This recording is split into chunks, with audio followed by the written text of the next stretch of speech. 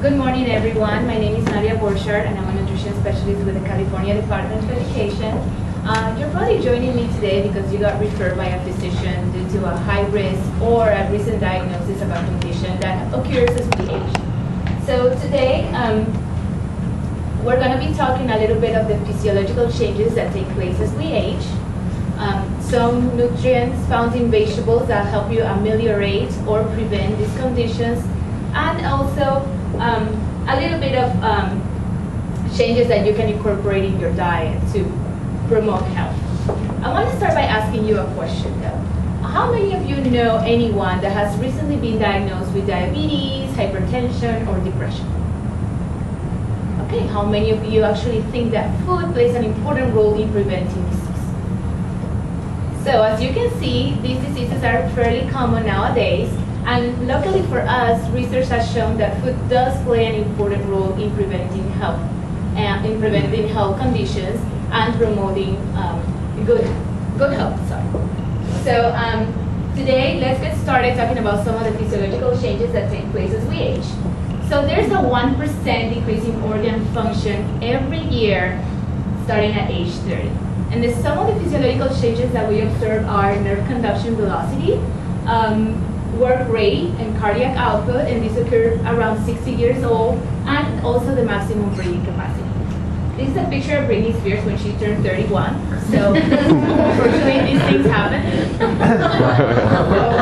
According to the Centers for Disease Control and Prevention, 88% of adults 65 years of age have at least one chronic health condition, and many of these health conditions are related to health damaging behaviors. So I want to get started by discussing 5 health conditions that occur as we age. Let's get started talking about diabetes type 2. So what happens with diabetes type 2 is that the fat, liver, and muscle cells have an inadequate response to insulin. As a result of this, glucose cannot get into these cells to be stored as energy, and therefore there is a high blood glucose concentration.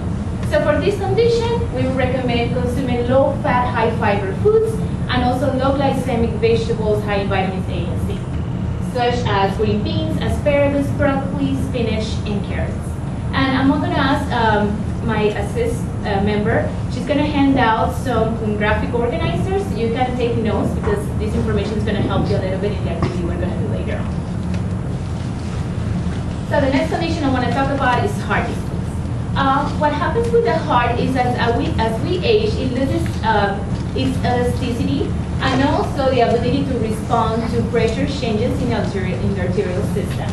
So for heart conditions, we want to consume vegetables high in antioxidants, such as vitamin E and carotenoids, folate, fiber, potassium, and vitamin K, such as tomatoes, chard, cauliflower, asparagus, okra, potatoes, and squash. Another condition that we face as we age is vision. And the loss of vision is related to age-macular or age-related macular degeneration, also known as AMD, glaucoma, cataracts, and diabetic retinopathy.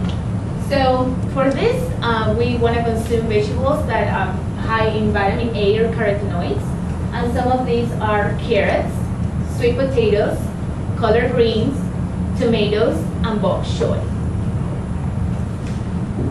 Osteoporosis is a very common condition among older women. And what happens is that the bones become less dense and very fragile, resulting in more fractures. So we want to consume vegetables high in vitamin D and calcium. And we all know that dairy products are very high in this vitamin and mineral, but there are also some vegetables that we can consume that will help us out, relieving symptoms or ameliorating the symptoms of this condition. And in the right, we can see a normal bone matrix to the left, and to the right is a bone that's suffering the effects of osteoporosis.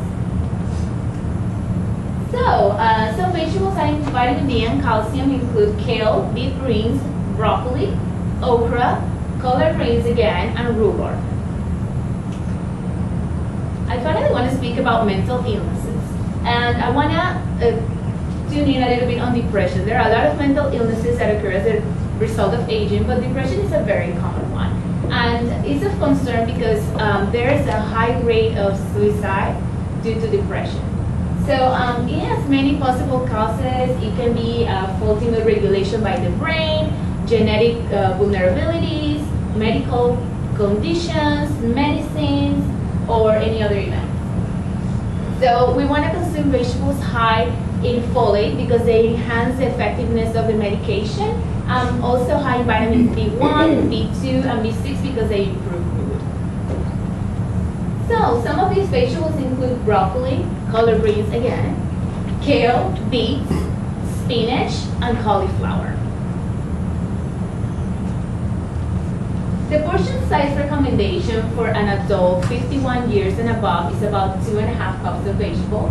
2.5 cups of vegetables, and this is represented by the my plate diagram. As you can see, vegetables is a little bit over a quarter of a plate.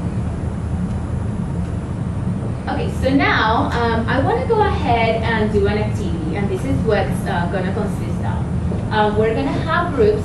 We're going to have 5 different groups, and each group is going to be assigned a condition. So as a group, you can come to the front, and you're going to choose 2 vegetables that are going to help you either prevent this condition or improve the signs and symptoms. Once you have that, and as a group, I would also want you to discuss one possible way that you would prepare these vegetables. So, say for example, you choose carrots for the condition you're given. I want you to tell me one way in which you would prepare carrots. And take into consideration if you use dentures and you have a hard time chewing vegetables, you don't want to tell me raw carrots or anything like that. You want to go with steamed or grilled. So I'm going to go ahead and get started, and you'll need 1, 2, 3. So maybe you 2 can join like one group because I have 5.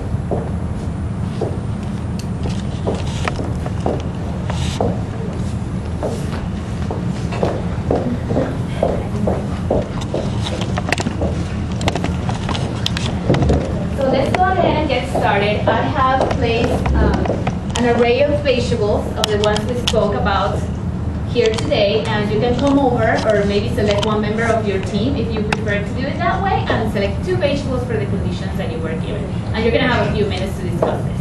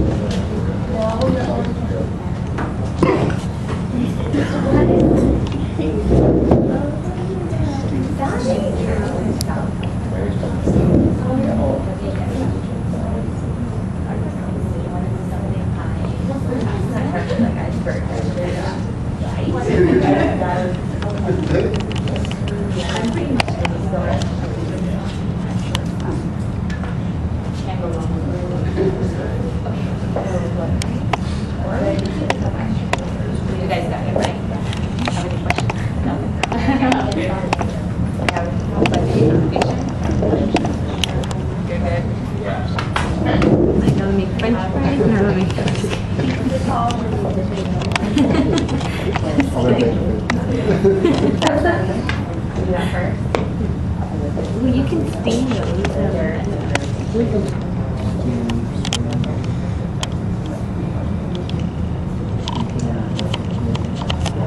Soup. Potato soup.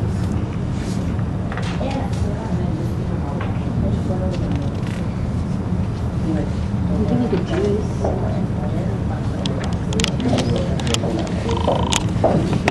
Okay, I think, is anyone still working on the activity? So let's go ahead and discuss what you guys came up with. So let's say this group, what conditions were you guys assigned?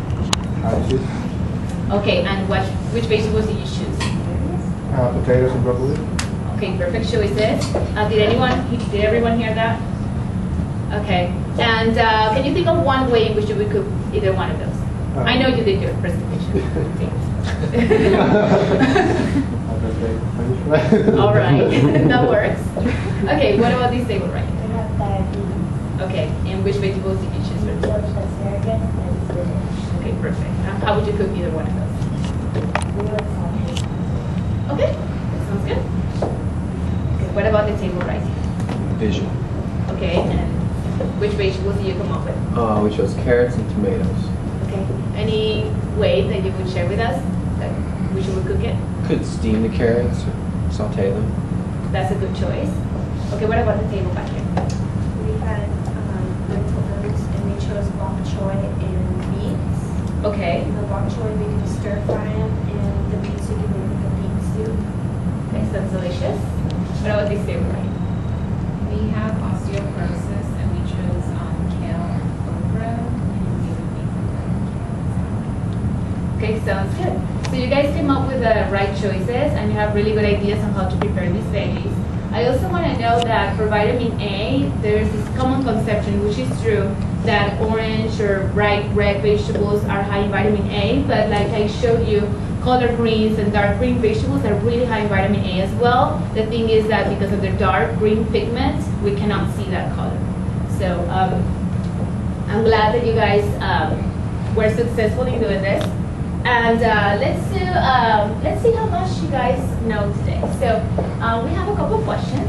So we have Mr. N, who was diagnosed with hypertension. He enjoys eating vegetables. And you recommend a meal that includes, state one heart healthy vegetable. Cauliflower. Perfect. Anyone else? Okay, perfect. So Mrs. B suffers from osteoporosis. She does not like dairy products, the lactose intolerance, but she likes salads. So you recommend adding plant to increase calcium and vitamin D. Right? Yeah. Perfect. So I hope you guys enjoyed this presentation. I want you to go ahead and go home and take control of your life. How many of you guys think that you will be able to incorporate this information in a daily life? Okay, perfect. I wish you the best of luck in this path. I'm glad that you guys were here. Just remember, we can't stop aging, but we can definitely take control of what we eat, how we nourish our body, and how we can prevent disease. And I want to welcome you and encourage you to sign up for the rest of the health eating series coming up in the spring for you. So thank you so much. Any questions? No? All right, thank you.